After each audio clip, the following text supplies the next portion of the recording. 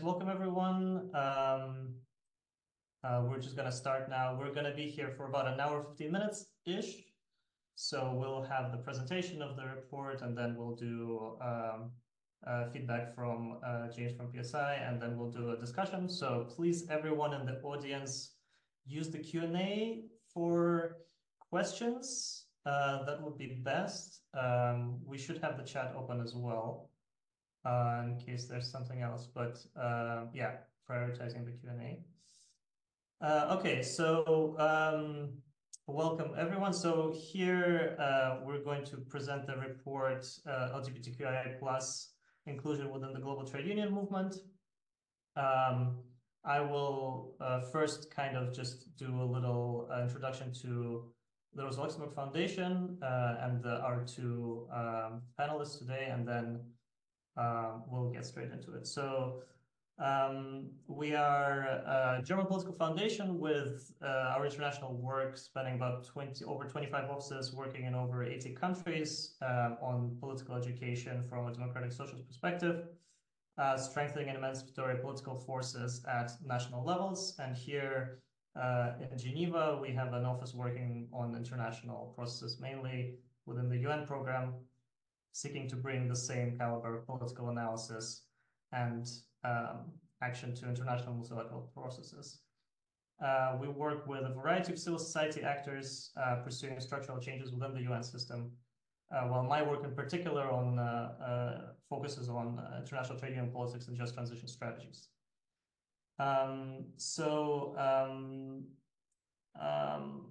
Just to speak briefly about the report from my perspective, so when we kind of originally conceived this idea,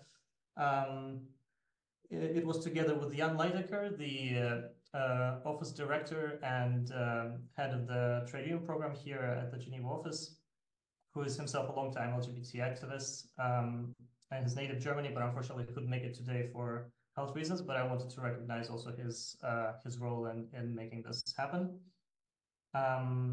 And to say a few words, I mean, I think we're all kind of aware that this report now is coming out during an ongoing assault on LGBTQIA plus rights around the world, with far-right and reactionary forces sponsoring extremist messaging that makes its way now into mainstream narratives and now into legislation that is directly affecting the health and lives of the community. And given this background, we thought a coordinated left response is really needed to push back against these ongoing marginalization campaigns. And of course, trade unions play a central role in this and protecting workers and communities. And this report aims at kind of showcasing the work ongoing within the international trade union movement, in particular, identifying challenges, proposing ways forward.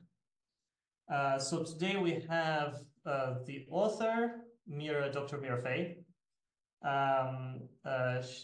here and with us to present it. And we've had a good partnership over the last few years, where we also worked on in the past on a report on the working conditions of trans and gender diverse workers in international Geneva. And I wanted also to thank here the team at Think Ahead, the association which Mira is part of here in Geneva, working on humanitarian and development of humanitarian action and research. So I will first do a little presentation of Mira, and then we'll go into the report, and then James, I'll introduce you after her presentation. So she's currently working, pronounced she, they, by the way.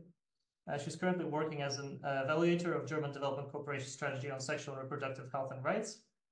Prior to this, she worked as an associate professor at Haute École de Travail Social Fribourg and Haute École de Travail Social Genève, which is a school of social work here in Switzerland. And in Geneva, she was the lead investigator of the research project Transvis Visibility Without Protection, interrogating the effects of visibility on trans participation in the city, focusing on Geneva. Mira also has a PhD dissertation from the Graduate Institute of Development and International Studies. I believe it's still called this way. So please go ahead. You have about 20-ish minutes, and then we'll turn to feedback from James. Can you hear me now? Yes, yes. Okay, good. Perfect. All right, so yeah, I made a short presentation, trying to keep it relatively brief, and will refer everyone to the report for more detailed information. Anyway, to start with, thank you so much. First off, for this collaboration. I think it was a great experience doing this report. We have had quite a few conversations about this from the beginning to now, and I think the topic is even more relevant now than it was a year ago, I guess. As far as global politics have advanced, it has not necessarily gone favorably for the queer community, so to speak. Okay, great. I don't know if my laptop is challenged with. Well, anyway, I will quickly go over what I did, then about the main findings, and I will focus on the current state of how LGBT inclusion looks like in global union federations, main challenges and best practices. However, in the report, I also talk a bit about the history of inclusion within the global labor movement. In case this is interesting for anyone, I can refer you to the report again, but I didn't focus the presentation on this for now. Yeah, to start with, what actually did I do?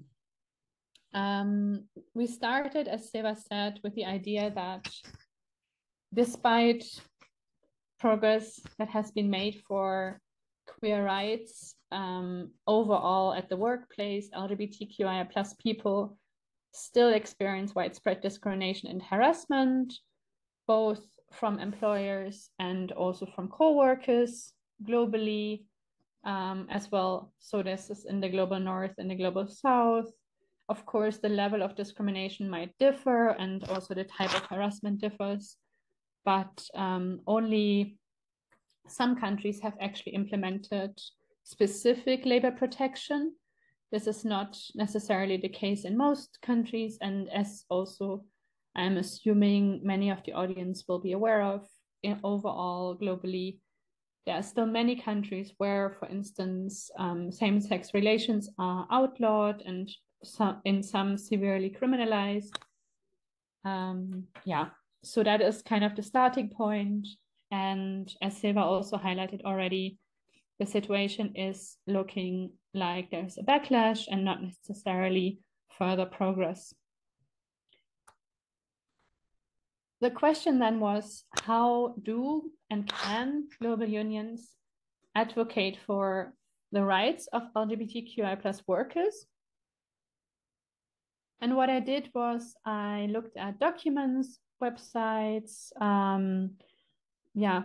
guide documents and so on, but I also conducted interviews. We did this study from June to October last year, and I talked to about 12 individuals working at 9 member organizations of the Council of Global Unions LGBTI working group that includes all major global union federations.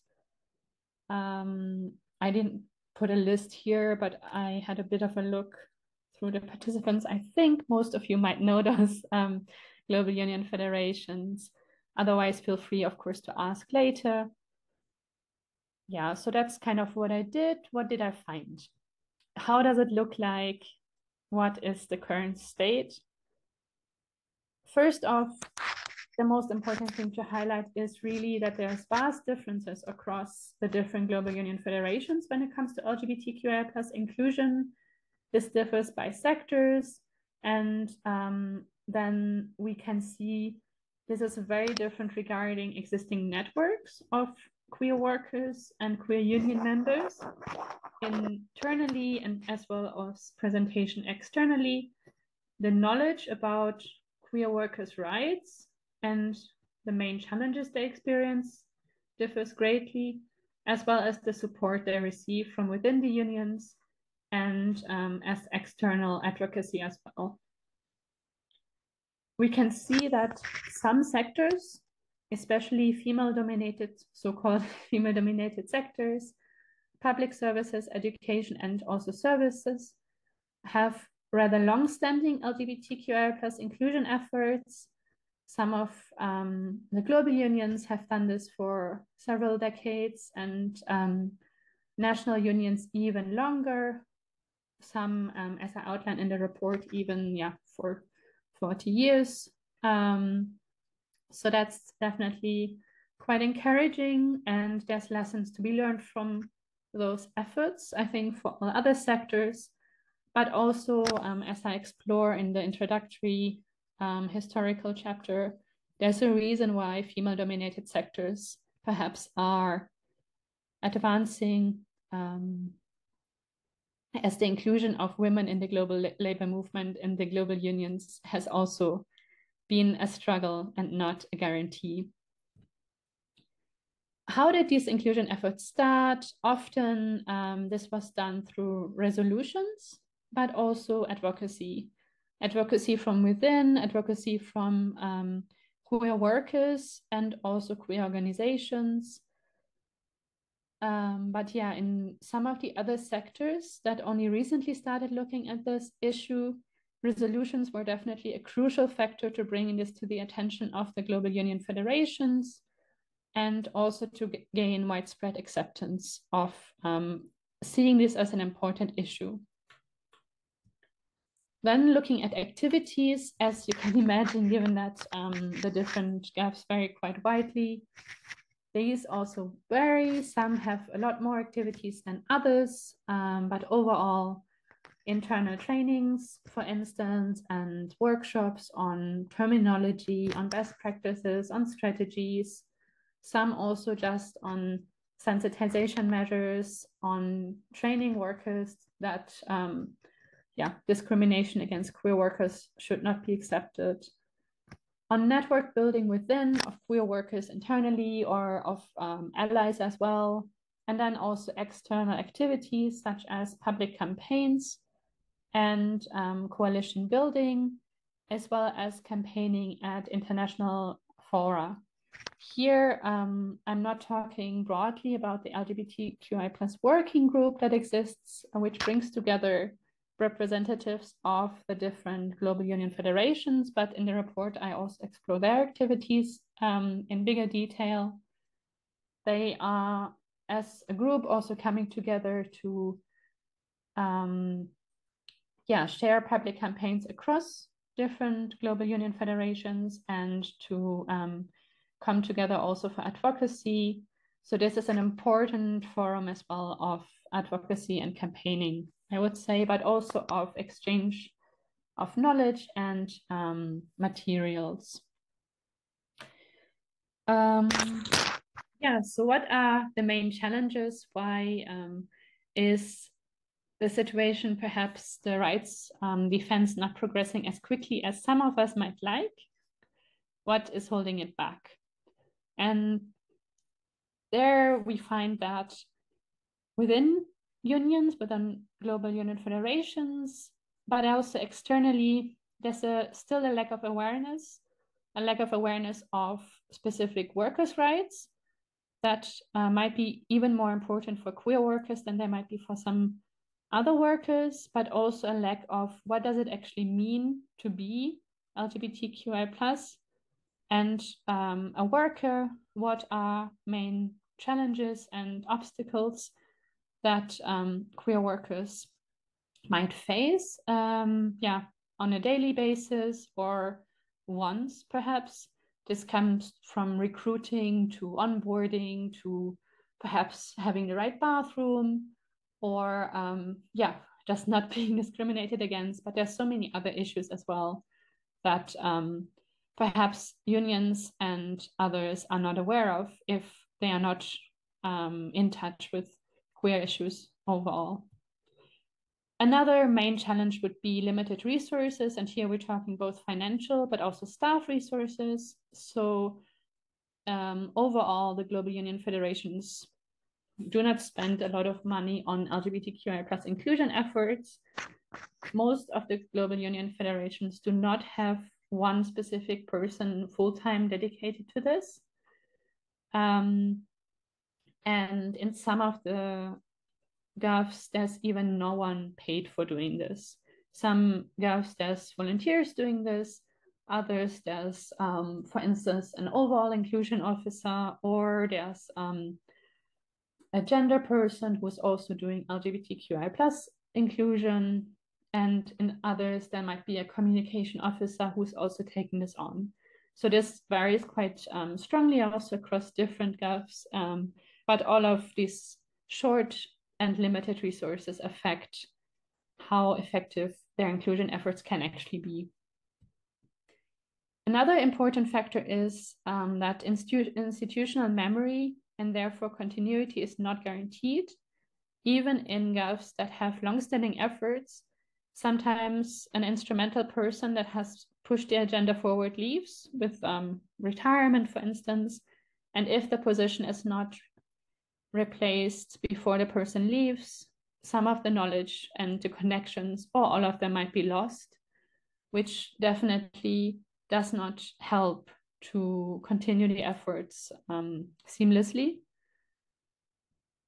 And the other aspect that we already addressed is, first and foremost, the global right-wing backlash that is also affecting the work of global union federations, because this also means that they sometimes face internal opposition from unions, from members who are perhaps not necessarily in favor of queer rights, or perhaps who are situated in regions, in countries where there's no guarantee of queer rights and effective outlawing of those rights. This also means that union members might be in danger if they advocate for this publicly, and alternatively also means that if they work closely with governments that are anti-queer rights, that they might themselves not necessarily push the agenda forward. So yeah, I think these are, as you see, quite strong challenges that really impede the work. But not to end on a negative note, I also have some best practices for you. And this would be, quite broad range of issues. I already mentioned resolutions, motions, and also policies. So coming together either as a handful of members, or if possible more, is always a good idea to draft resolutions to advocate for non-discrimination and further for protection of queer workers' rights. This also can be done at international fora such as the ILO and others, to be integrated into global policies. Of course, this is not always easy, as also discussed in the report when looking at resolution the C190 ILO effort on non-discrimination, which does not specifically mention LGBTQI plus workers, but can be used to defend their rights. Another aspect that is really helpful and brings people within unions, within global unions, and within the workplace on a similar level would be workshops and trainings, starting with basic terminologies, introducing the main challenges experienced by queer workers, but also going forward and advocating for what can be done to improve this situation. Including LGBTQI plus issues into collective bargaining agreements is essential and also a very important step. This can be quite successful depending on who the bargaining is done with, but at a global level, this can work. Definitely an important factor to try. Also, I call this perhaps differently in the report, but here to make it more relatable, what is LGBTQI plus inclusion? And this can be through different types of framings. You can use, for instance, a human rights framework, focusing on sort of a more general approach, looking at everyone's rights should not be impeded upon. But also what has been successful is, for instance, a health and safety framework, looking at that in terms of queer workers, or an aspect more linked to solidarity, which is also an approach that some GUFs take. Either way, I think to turn the conversation around and to not make this into a discussion about identity, but about solidarity and inclusion is very important and can help to get people on board who might be on the fence. Overall, as a next point, I think an open dialogue is really important, to engage with people, to not exclude people from a dialogue because they might not use the right terminology at first. Maybe they don't know better. Maybe they have been, not necessarily acquainted with queer issues before, but it's very important to stay open and remain in a dialogue. And as a final and very important point is to engage youth, women, and other what is often regarded as minorities, because often today young workers are much more LGBTQI plus inclusive. As I mentioned earlier,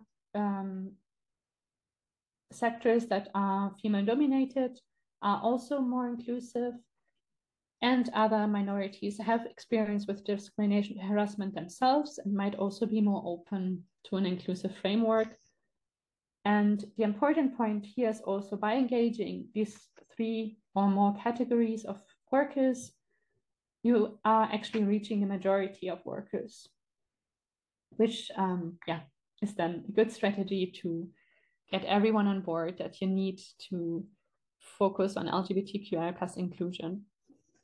That's all for me for now. Thank you so much.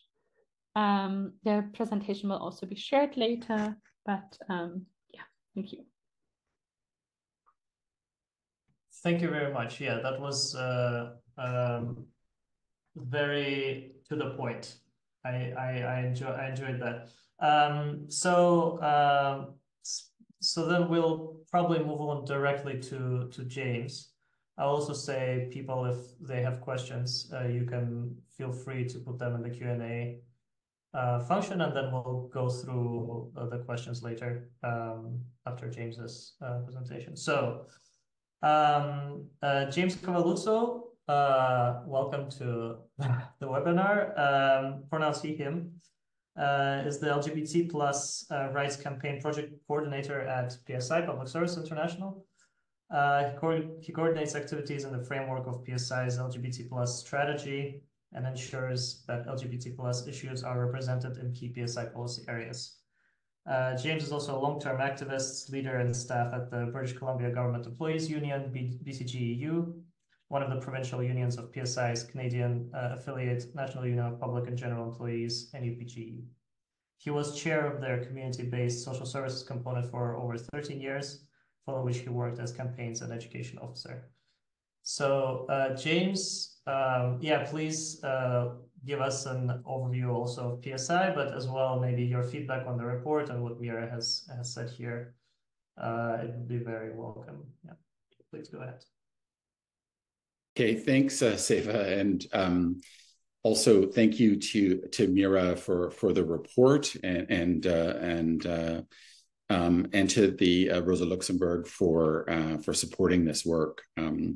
It's very, very helpful to have this kind of overview of where we're at currently amongst the global unions, because we are, I think, at a very critical moment for both LGBT plus folks and for the trade union movement and all progressive peoples and progressive movements. So very, very timely, this report. And as you said, I think, Mira, that the situation has worsened just in the time since you started your research to this point now. So I'll first maybe just outline a bit of where Public Service International is and has been and is headed.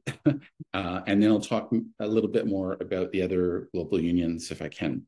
So Public Services International is, as most of you will know, a global union federation representing workers in the public sector. Around 30 million members, 700 plus affiliates, and about 170 countries around the world. So it's a very large organization, a bit daunting, I have to say, when I first came to work at PSI. And you can also imagine that we represent, or we have amongst our membership very large, long-standing and effective trade unions in the global north. And then we have unions that are struggling under very challenging circumstances, hostile governments with very few resources, and often under regimes of austerity of varying types. So there's quite a range within our global union federation, and I think that's probably true to say of all of the global union federations. That's a real variety and range of types of trade unions with their own histories and their own stories and their own politics and position in their respective jurisdictions. So PSI has worked, though, despite that challenge, has worked on LGBT plus issues for upwards of 30 years, I think. When looking back, there were resolutions at Congresses and statements made, things like that. We have had a working group in place for a number of years, and that has representations from affiliates in all regions of the world.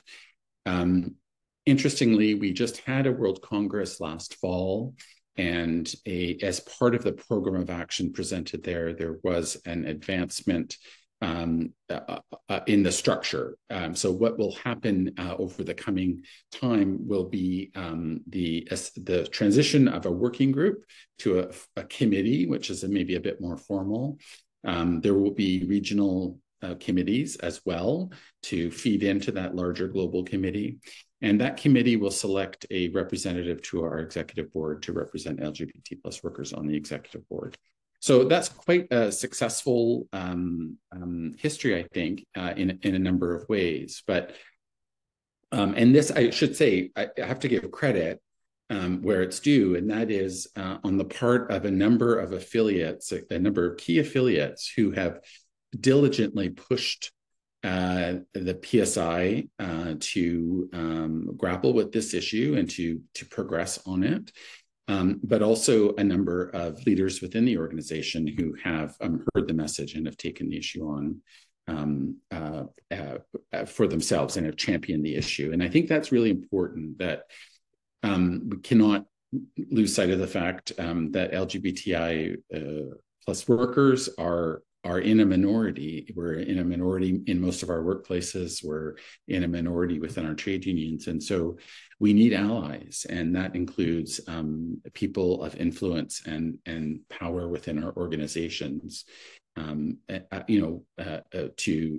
to support us. And so a big part of the success with our affiliates that have been successful on working on this issue, I think, has been very smart and strategic alliance building within the organization. And Mira alluded to this as a strategy. So I know from my own experience, for example, in Canada, it's very common for the LGBT plus workers committees to meet with the Workers of Color Committee or the Indigenous Workers Committee, the Disabled Workers Committee, the Women's Committee, the Young Workers, to make those alliances and build up support broadly within the union, because those groups have their very specific issues, of course, and interests, but there are a lot of commonalities, especially in dealing with trade union structures that are often somewhat resistant to change. So, but to be fair, despite I think some of our affiliates who are leaders on this issue, not just within our sector, but across the whole labor movement, we also have trade unions in many parts of the world that have yet to even think about this issue, or have thought about it and walked away, or actively resist engaging on the issue. And I'm very reluctant to sort of simplify this as a kind of north-south dichotomy. Like I don't think that it's just about North and South. We see resistance to this issue in Canada, in the United States, elsewhere. So it's not just a North-South issue, but it's certainly true that there are particular social, political, religious aspects of various countries around the world that make this work a little bit more challenging, for sure, and well, very challenging in some circumstances. And so, and to be honest, I don't think that we've really figured out how to advance this issue on a global scale with all of our affiliates. I think that we're still trying to figure that out. And there may not be one solution, certainly. Like, it's very interesting to note that a great amount of progress has been made amongst trade unions in Latin America on this issue. And that's partly because there are very robust progressive movements there. There are militant trade unions. There is a strong feminist community. There's a strong civil society in many ways. And so the advances are reflected in both the trade unions and in workplaces in much of Latin America. And there are other areas in the world where there are, and most notably, I think this is really true for that we point to as a shining example, is that the trade unions in South Africa, for example, are pretty much alone on the continent in working on LGBT plus issues, and that has a long history with their association with the ANC and with the whole anti-apartheid fight has kind of influenced the direction of how LGBT rights and trade unions have come together, and those issues have been brought to the agendas of the trade unions in South Africa. But we still face a lot of challenges, as I mentioned. I'll maybe just continue to sort of frame this in terms of Public Services International, because I think that's what I'm most familiar with, but I'd like to also talk about some of the other global unions as well. The internal tensions that exist within any union, different sort of political orientations and factions, sometimes there is a sometimes inherent tendency for trade union leaders to become a little bit more cautious or conservative once they reach the higher levels of authority within their organization.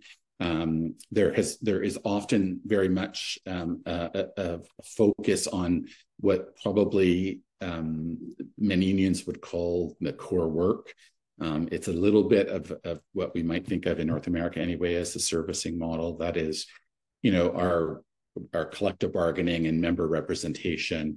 And so the other issues, the equality type issues, may be considered somewhat niche, especially when we're talking about, as I said, a relative minority of your membership. It's hard to argue that women's issues are niche when 50% or more of your union are. Although I'm sure some people have made that argument, but when the majority of your membership are women, it's much harder to make that argument successfully. That's for sure. So when there's this overwhelming emphasis, and of course all the resources tend to go toward the core work, that is, collective bargaining and member representation. A lot of what unions are able to scratch out to do on equality issues tend to be maybe I don't want to dismiss it and say performative, but they don't, I think, often don't tackle the kind of institutional and organizational challenges to embracing the work.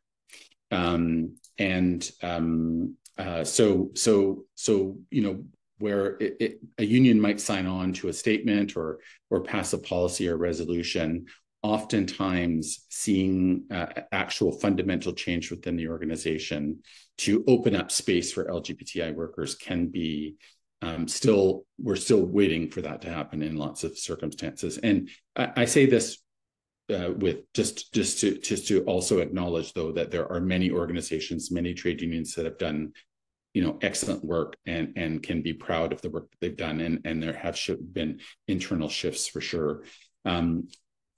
The ultimately, I think that, and also just to echo a bit of what Mira talked about, the strategies that are going to be most effective, I think, are kind of the sort of some of the core things. I don't want to use that term core things, but the things that we know that unions are about, what they do well. And so, for example, worker education, very important, a focus on occupational health and safety and non-discrimination. These are things that unions do know about, what makes a difference in the workplace, and organizing. And so taking an organizing lens on this, which is both how do you create the sort of momentum within an organization to take on LGBT plus issues will involve a lot of organizing. And so that's important to use that lens.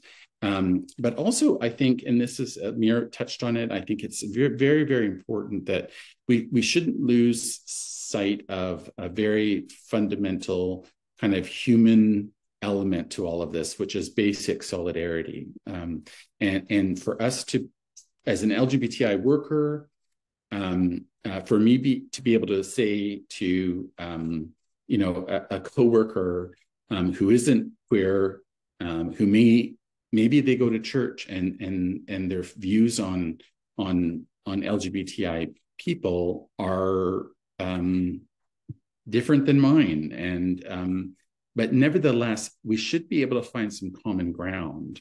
In that, I don't think they should face discrimination because of their faith, for example. And I hope that they think I shouldn't face discrimination or harassment or bullying or violence because of my sexual orientation or my gender identity or expression. So I think, in my experience, trade unions love to sing songs, and solidarity forever. That type of thing is something that we resort to as part of our kind of the theater of what we do. But I think it's a very, very fundamental human thing that we can go back to and emphasize to build basic solidarity amongst workers, and it strengthens our movement, it strengthens our unions, and it strengthens our connection for sure. Now, from that sort of viewpoint, let me return to the global union, the various global unions. So part of my job at PSI has been to coordinate some of the work amongst the global unions. That is to bring the global union representatives together in a committee, which we have, and to, as Mira has researched, looking at best practices and sharing things, trying to coordinate some of our messaging, that sort of thing. So each of these global unions, represents workers in different sectors, and they have their own particular challenges and culture and history. And so I think each global union will find its own path to dealing with LGBT issues, and to how best to really bring all of their membership along on this issue, and it will take some time. And so I want to acknowledge that, in relative terms, I think Public Services International is somewhat privileged in the sense that we do have very strong unions that are very supportive on the issue. They're, as Mira's noted, often majority female workforces, membership of the unions, and a good track record. Other global unions, may have majority male membership, working in traditional, sort of blue collar work sometimes. And that's just going to be a different challenge. And I think that we need to acknowledge that and give those global unions and their affiliates some leeway to figure out how best to do that. So there may not be one approach that will fit all of the global unions. I'd like to just finish, if I could, my comments by mentioning that the worldwide backlash that we are seeing on LGBT rights, really an assault on LGBT equality, has picked up steam. It's become particularly vicious, and it's tied very obviously to the rise of right-wing populism around the world. And so that is as present in Germany or the United States as it is anywhere else in the world. We see authoritarian figures in many countries that use LGBT issues as a wedge issue to try and build up a popular support. Often their language is the language they use. I think this is really important for trade unions to understand that they are appealing to our members. They are appealing specifically to the working class in building a kind of hateful narrative that is only liberal elites that care about LGBTI issues and not ordinary working people.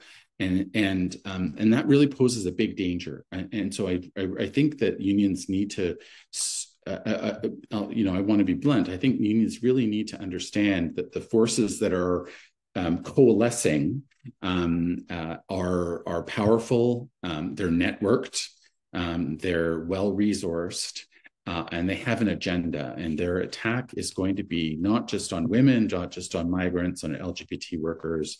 It's going to be on trade unions as well. And an area that this is particularly true of course, is around the right to freedom of association. And so we see that attacks on trade unions in many countries are also attacks on LGBT civil society.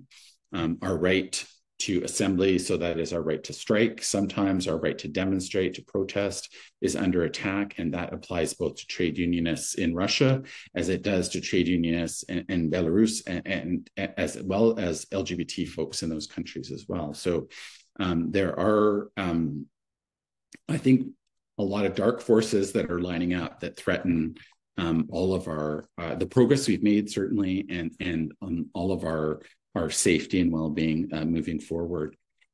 So in that context, I welcome the research that Mira's done, and also Rosa-Luxemburg's support for this work.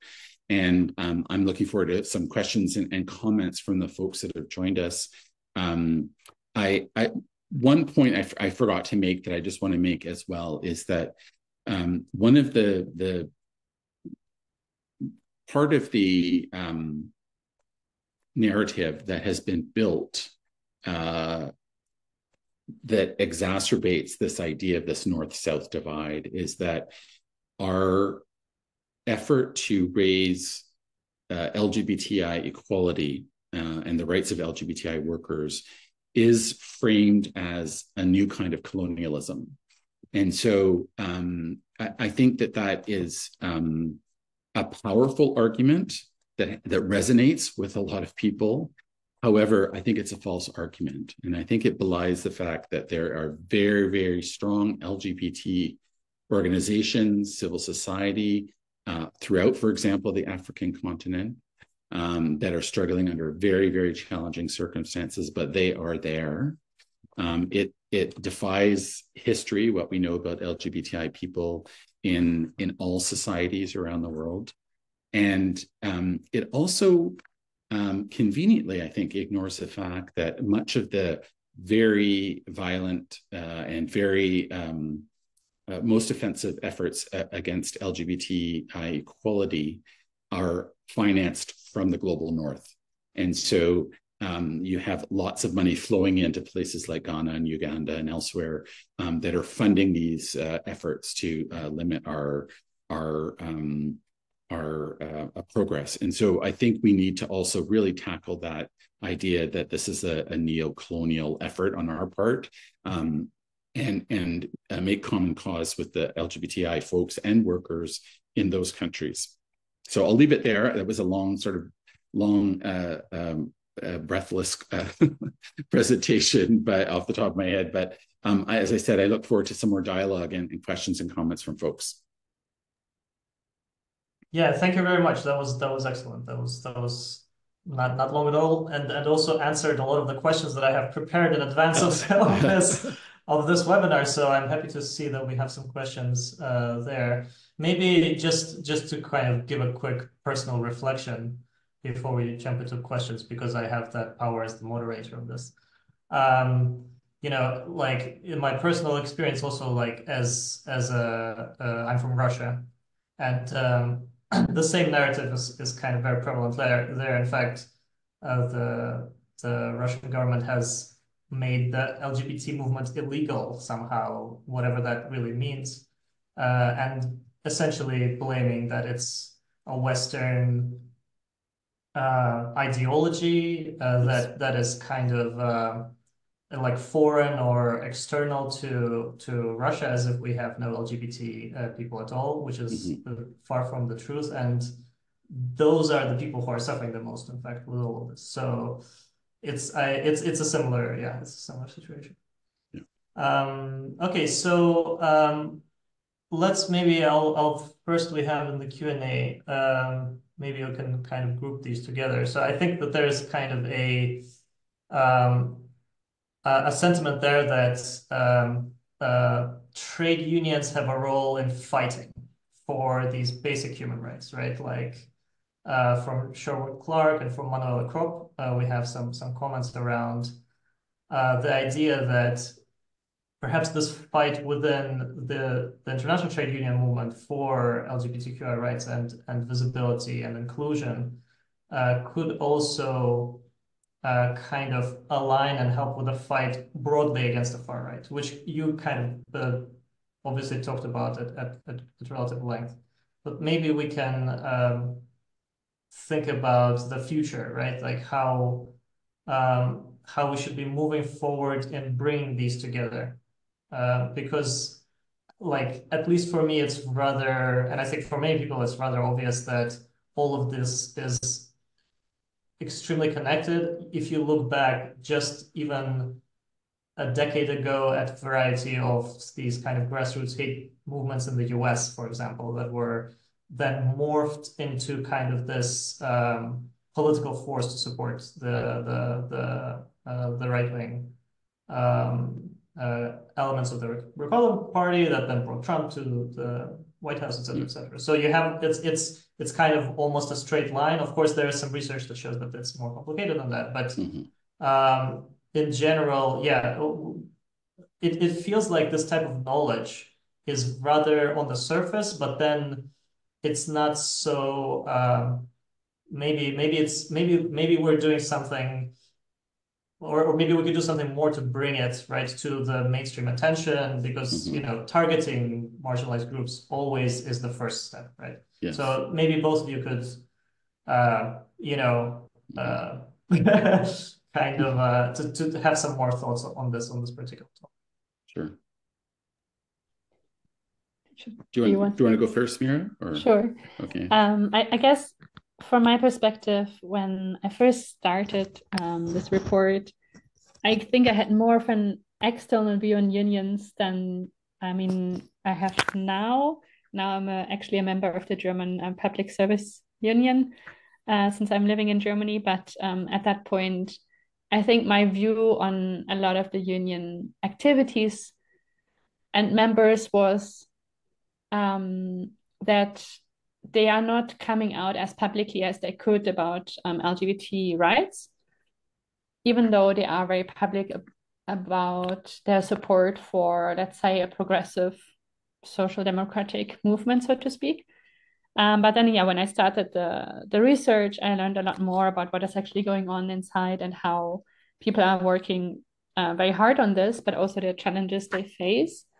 But I think overall, it's really important, I think, to tackle these perceptions, like the one I had in the beginning, that perhaps people who are part of who are queer, who are allies, feel represented by unions and feel like unions are representing them and fighting for their rights, because I think otherwise, yeah, this common fight, this common struggle against the far right cannot advance as quickly as it could be. I think it's really important to increase the perception of inclusivity of unions, I think, from my perspective, to ensure that people feel represented, that people want to join unions, because I think unions, and especially global union federations, but also national unions, they have a lot of power and they have a lot of, a big public face often, and they have some leverage they can use. So I think it's very important to also appeal to those people who are on the same side and who are also workers. I mean, most people are workers in some way or the other. So I think that's really important to, be more united, be more unified and more inclusive, to actually go against the far right co-optation. And I think, James, you also talked about this already, that a lot of the far right discourse is appealing to, blue collar workers, so to speak. And I think, providing an alternative discourse, providing a more inclusive and progressive discourse, that giving more rights to one group doesn't mean taking away something from another. I think this is a very important lesson and a very important narrative that needs to reach a lot more people, because often it's presented as a sort of a zero-sum game, but rights don't work like that. I mean, just because one person gets more rights doesn't mean another person has a right taken away, except the right to be perhaps a bigot, so to speak. But I think that, that would be one way of looking at it, I think, from my perspective. I think that it's useful to just to remember always the context that we're in globally, which is grotesque inequality on a level that we probably haven't seen for many years, where we have, elite billionaires jetting off into space and then influencing public opinion because they own the communication platforms, and so it's not surprising, of course, that working people are anxious and afraid, and because they have lost. I mean, I think the relative security and prosperity that many workers, particularly post World War II global North workers, enjoyed as part of a kind of compromise with capital, that they look at the future and they worry about it. They know that their kids probably, they can't afford to send them to university. They know their kids will never own a house. They may be stuck in low-paid work in a service industry. And so all of these anxieties, along with climate collapse, which we're all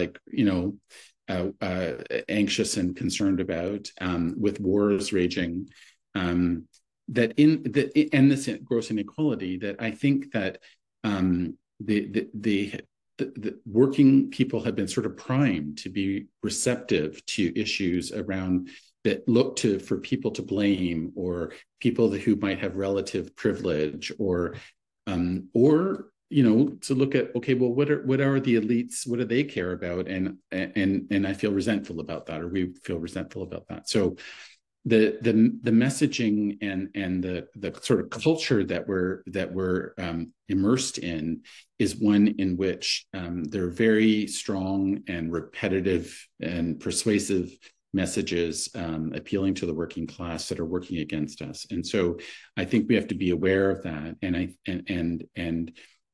really find ways in which to build up a broad coalition against the far right, and I think it's inevitable. Like, I think that part of this can't be divorced. I mean, there's the far right, the populist right, But I think that in the background there are the super rich as well, that only benefit by the divisive politics that the far right is proposing. And I think that trade unions and the labor movement, for all its warts and all its shortcomings and problems and challenges, is still the most organized part of civil society and has the most potential to challenge the far right, along with allies and building coalitions. But if not us, who will do this? And I don't think it's going to be a coalition of NGOs, frankly. I think it's going to have to be working people and their trade unions that lead this fight. Thank you. Yeah, I might point people to a edited volume that the RLS has released, I think, in 2021, that is titled "If Not Us, Who?" That was edited by Dario Cellini, talking about the rise of authoritarianism and the role of the labor movement as well across the world. There's another kind of set of questions in the chat from Benno Schnatz that are very specific. So maybe I will try to kind of make it a bit more a bit broader and maybe relevant to most people. I will confess that I'm not sure what they mean by the Amsterdam meeting. I think I probably am showing my ignorance. I'm not entirely sure what that is, but they're curious what will happen at and after the Amsterdam meeting. And then a couple of questions around OECD and TUAC. In general, I would say that there is maybe we should not discount the fact that there's also these other international structures, right? And I think throughout this research, as Mira was kind of following through on it, and then as I was reading the results, it was very interesting to see just how kind of reflected a lot of the processes and issues are within the international trade union movement as they are within, let's say, the UN system or within other multilateral international organizations that have, you know, like, let's say, a lot of members that are from different countries, and they all have to also compromise on all of these issues.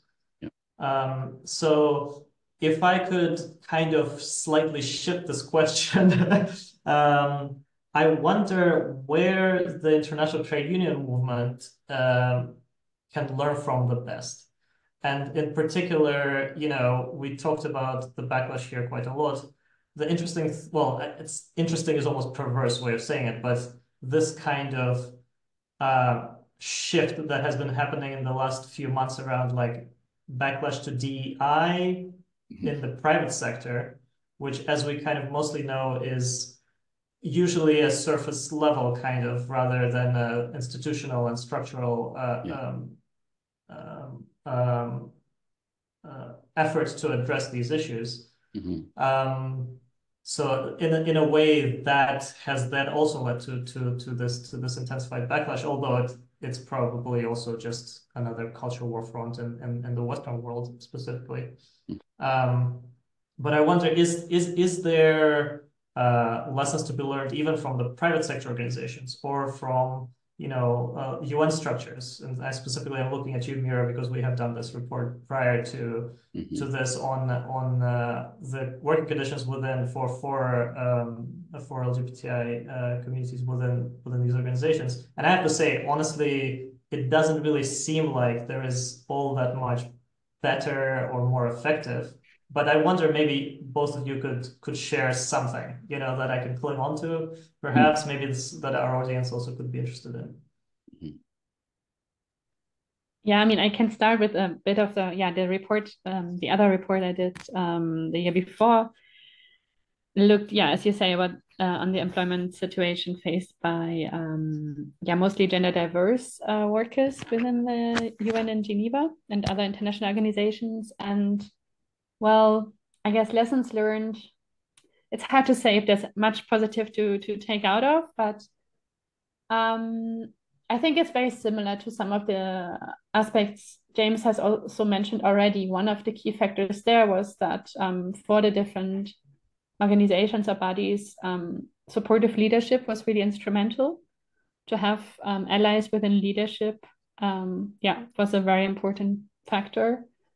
And similarly to what I've mentioned, to what James has also said, is simply providing trainings, sensitization, sensibilization campaigns to actually bring people on board and to show them what issues are faced. Yeah, I think there's not a concerted effort by UN organizations either. I mean, there are definitely some UN bodies that are working towards LGBT inclusive UN, but it's also a very difficult struggle in an organization that is also representing member states and is inherently political in many ways. And I think that is also something that some of the GUFs and some of the structures reflect. But I think the UN is a lot more struggling with some of the issues because they don't inherently have necessarily a progressive agenda in the same way I think that GUFs do.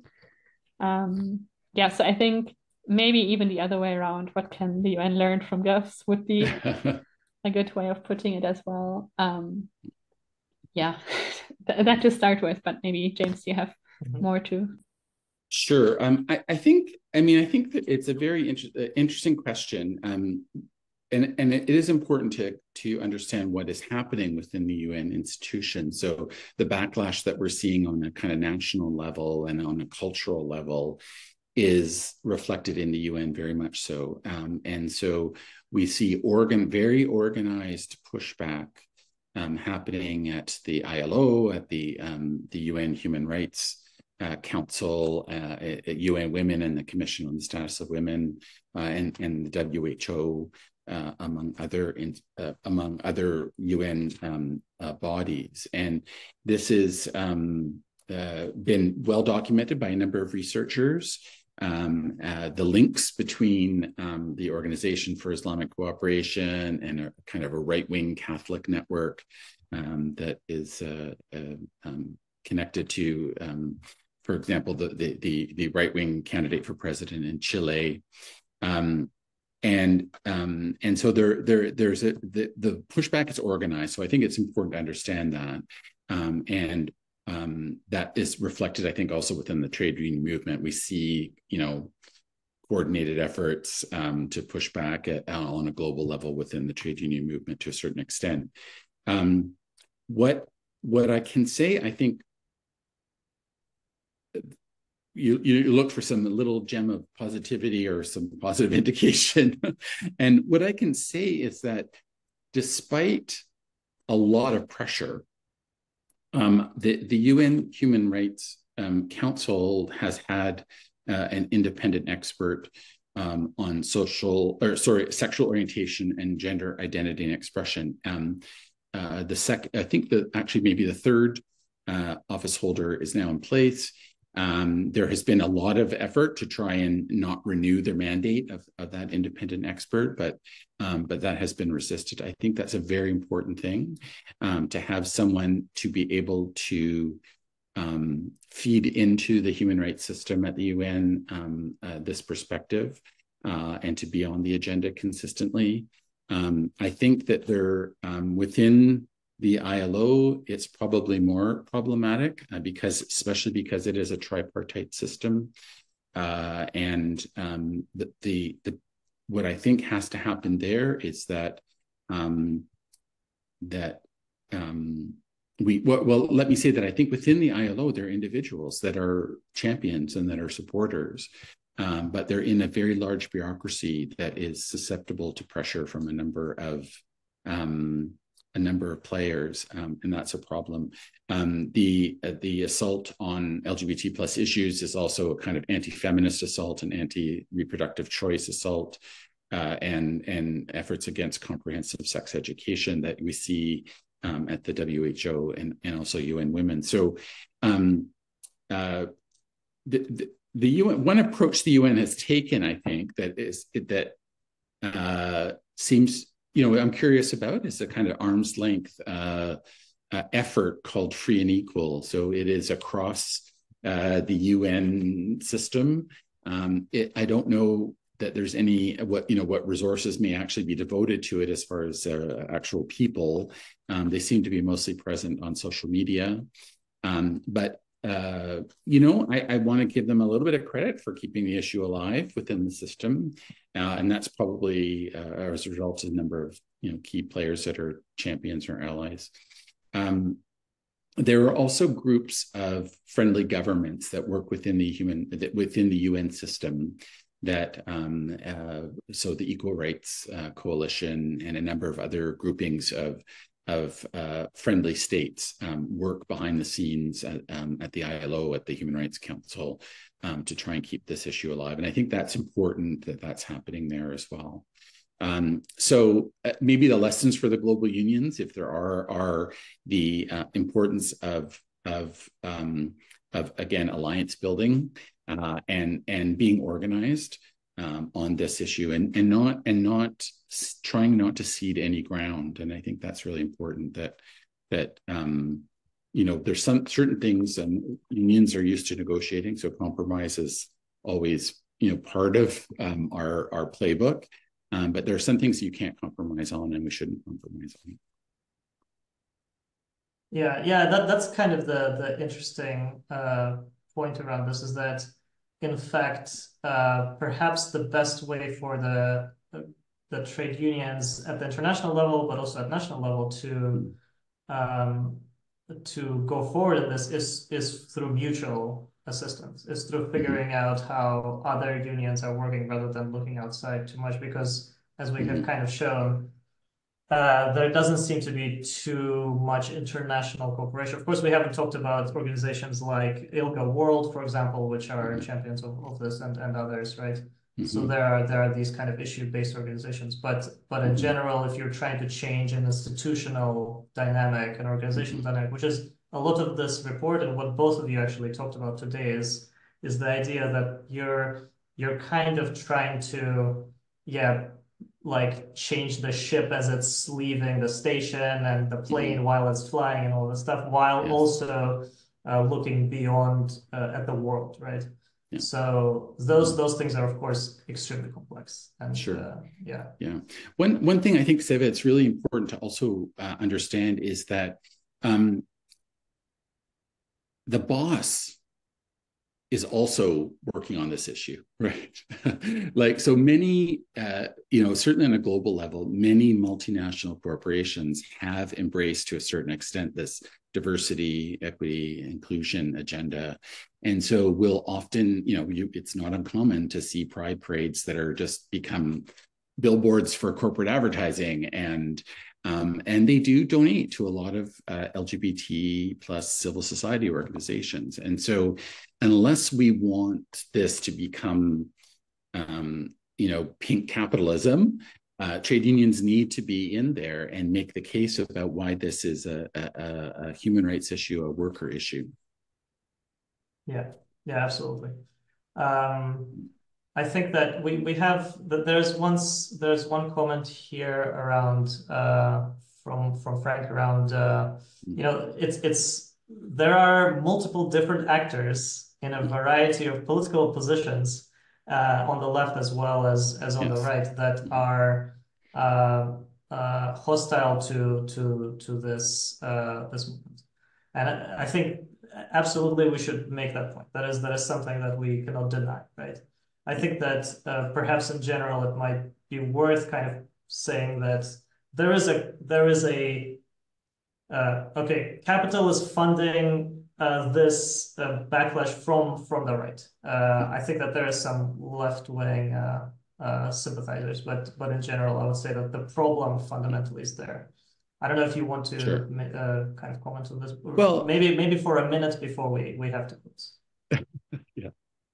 I mean, I do think that the left has there's some reckoning to happen on the left historically around how its treatment of the issue and of its own activists and members who are LGBT plus and are LGBT plus.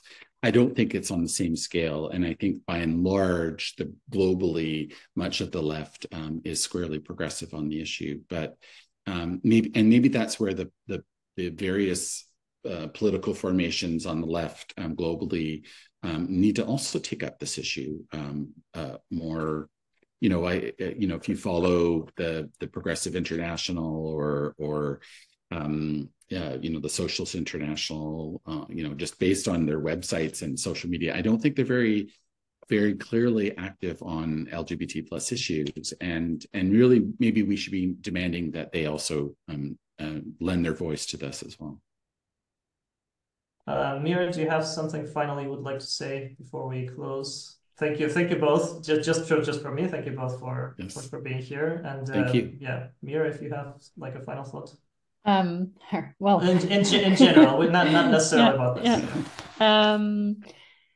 I think it's difficult to come up with a closing word, but I think in general, one key aspect for me when doing this report and talking to a lot of people for it, and then also afterwards, I've had a couple of conversations with different unions already presenting this. And it's been really interesting because I think there are a lot of people who care about this issue. And I think, yeah, as I said, I think this is something that really needs to be more visible, more public. And I can completely understand that it's also difficult in the climate. Yeah, I think as Frank described in Germany, especially we have, but in also many other countries, it's not just the radical right, it's also other conservatives, others who are against this. And they are also partly part of unions.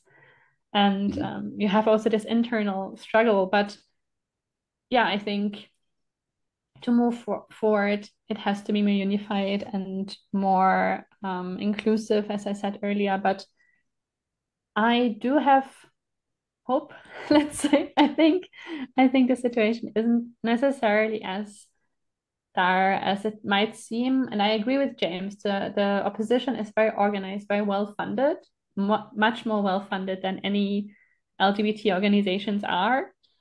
But I think that is also becoming more known, and there's more awareness of this, especially within people who are on the left, who are fighting for human rights overall and for LGBT rights specifically. I think this is becoming more known, and I think more awareness exists. So I think the counter efforts against the anti-movement, so to speak, can also be more concerted with increased knowledge. I think the more knowledge we have about what is going on also behind the scenes, who is connected, all of these things are really important to fight, because if you don't see who you're fighting, then yeah, it becomes really hard. But if you see that, and if you can come up with a united front, I think that is very important, because unfortunately, I think the opposing movement, they have a unified front, they have a common discourse.